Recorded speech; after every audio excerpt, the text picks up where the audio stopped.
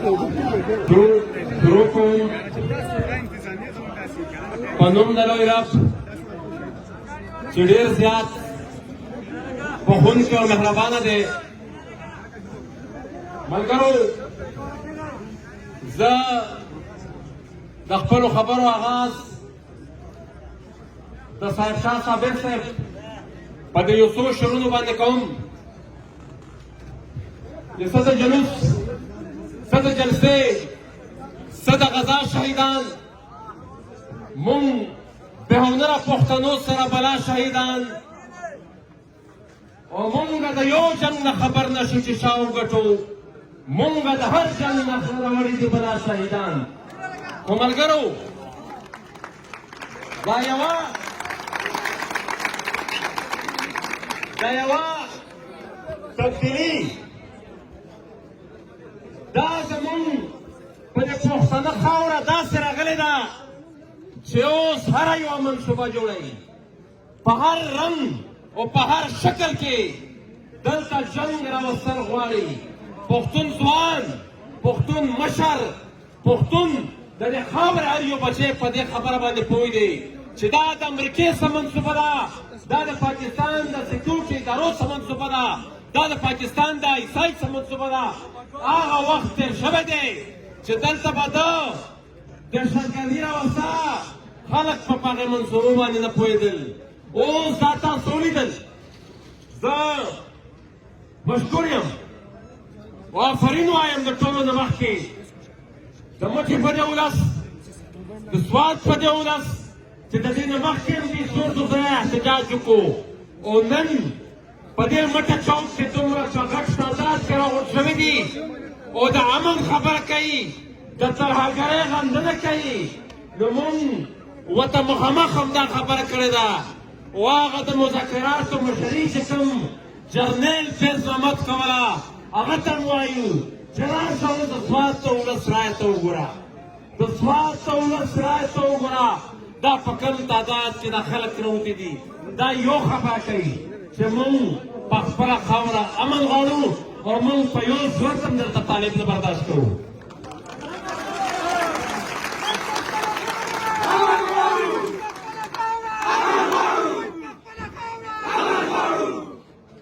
ملګرو، دا اوسنی جنګ دا د وار اون ټیلر په نوم باندې چې دې کومه ډرامه شروع کړې وه، کوم د ډالرو کاروبار په دې خاوره باندې شروع کړی و، دا د هغې دویم فیز دی. شروعات یې د دوحې د معاهدې نه شوي وو، بیا افغانستان یې ورته بیا په پریډ کې پېښ شو، او دا دلته چې سره روان دي دا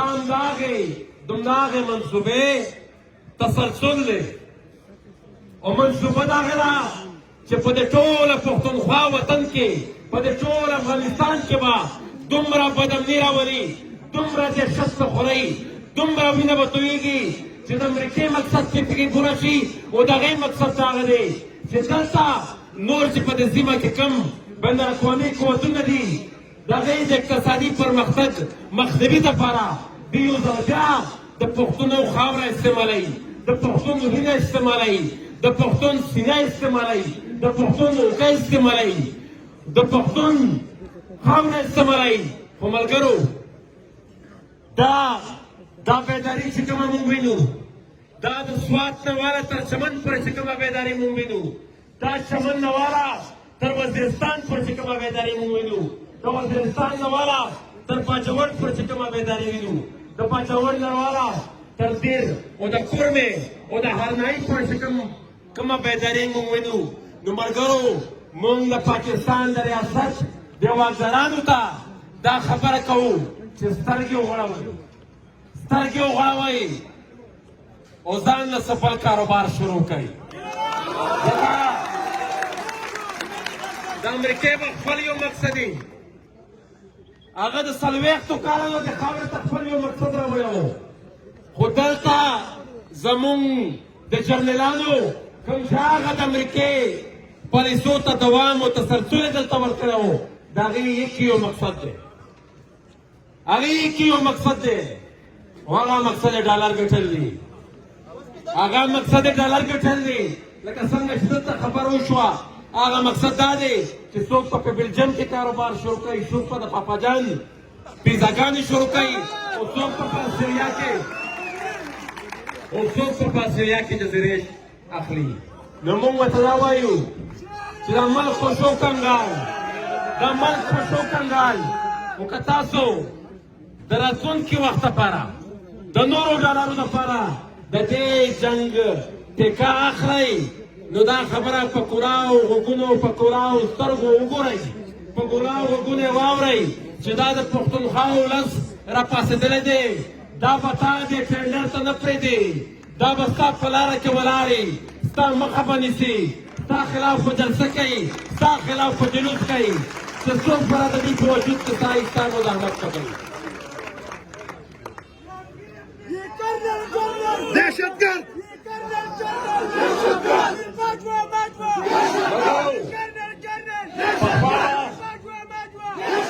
ملګرو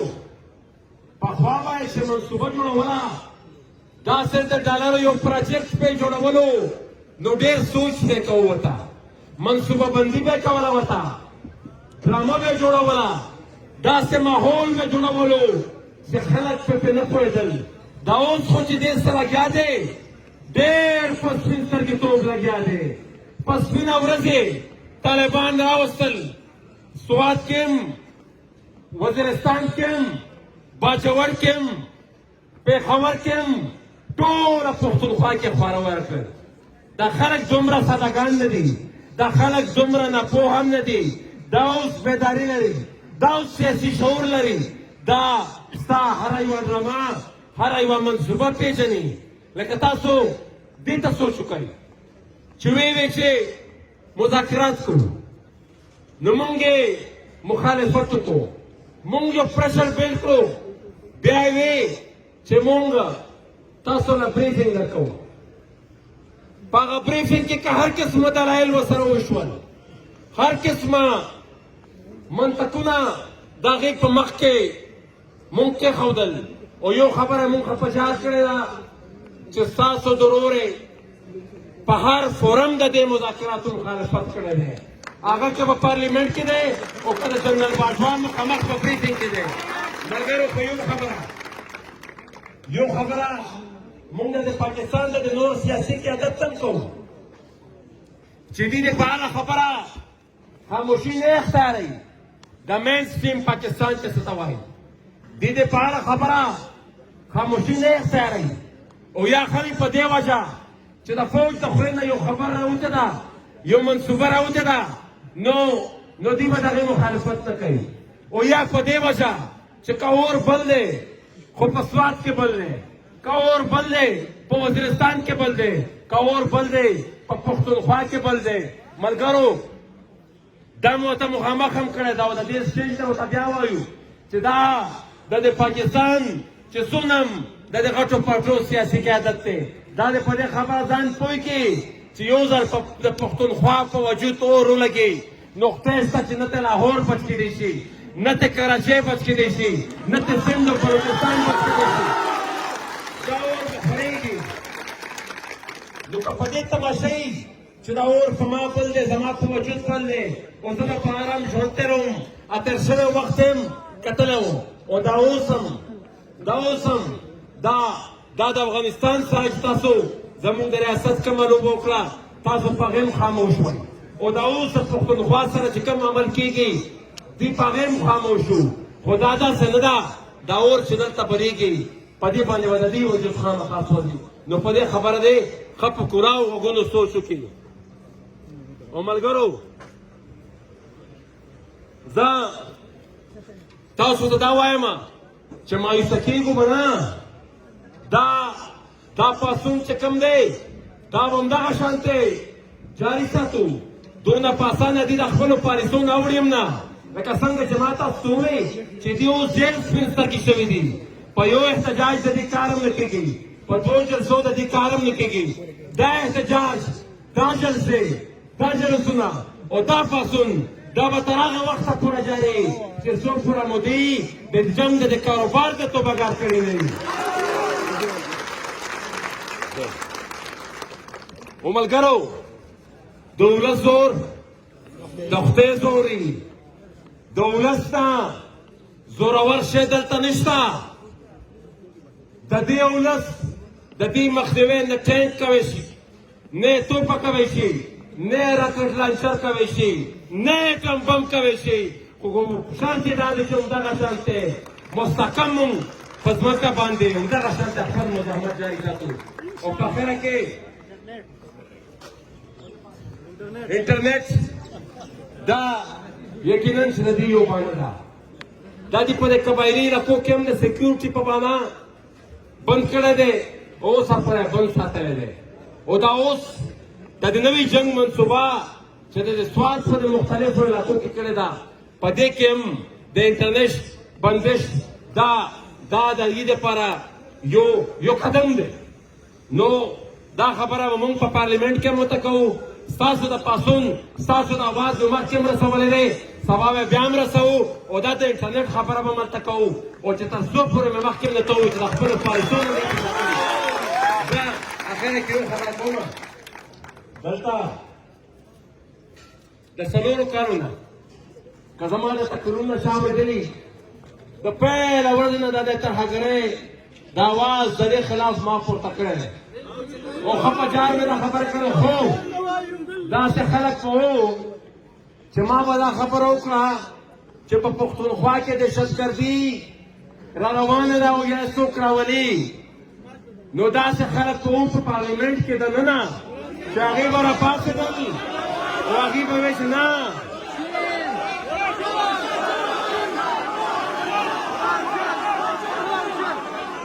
هغې به ویل چې نه دا خو پرېږده چې دا خپل اواز یې د ما سره بدرګه کړی وی هغه د ټول ریاست په نمایندګۍ هغه د ټول پنجاب په نمایندګۍ هغه د ټول حکومت په نمایندګۍ به پاڅېدو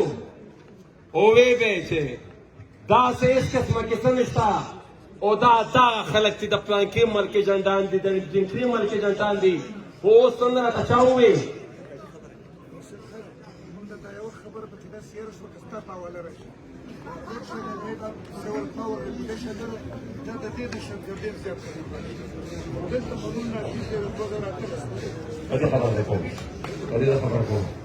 دلته خبره په دې پورې کوله چې اوس مونږ هم خبر شوي یو چې داسې یو نیمه کیسه کله کله وکړي چې او دهشتګردي شته مونږ دا وایو چې راغلی دی نن خو د سوات ټول ولس راوتی دی په کار وه چې په رسپېکټ دا ټول خلک باندې دی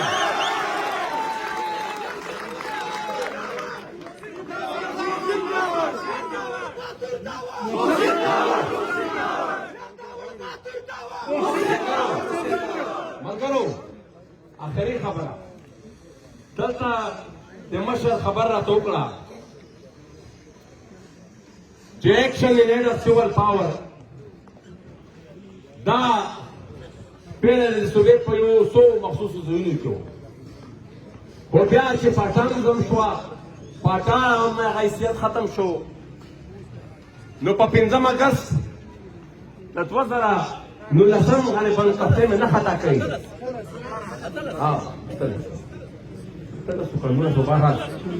چې هندوستان په کومه ورځ کشمیر زم کړو دلته دی ایکشن ان ایډ اف سیول پاور په پښتونخوا کې نافذ کړو او مونږ هغه خبره په سپریم کورټ کې چیلنج کړې مو خو هغه څنګه هغه چې کس چې هغه زوړ واقعې وچلوله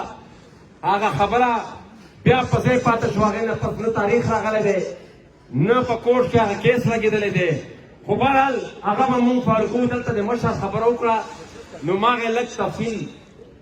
ضرور وګڼلو چې د لږ تفصیل یې بیان کړم نو ملګرو یو ځل بیا په اخره کې د سوات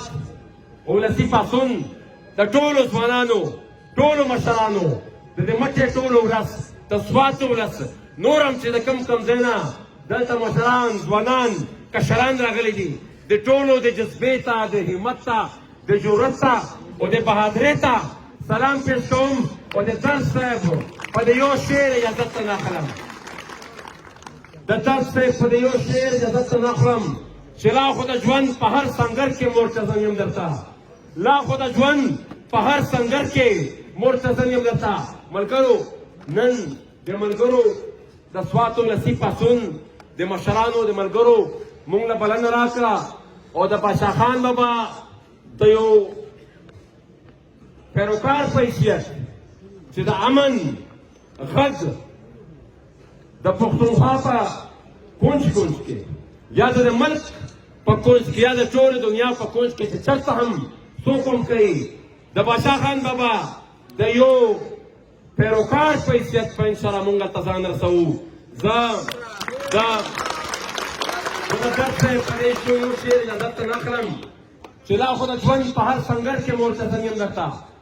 لا خو د ژوند په هر سنګر کې مرتضن یم درته لا مې نه توره ټیکه کړې وه نه ډالې ښه ده ډېره مهرباني شکریه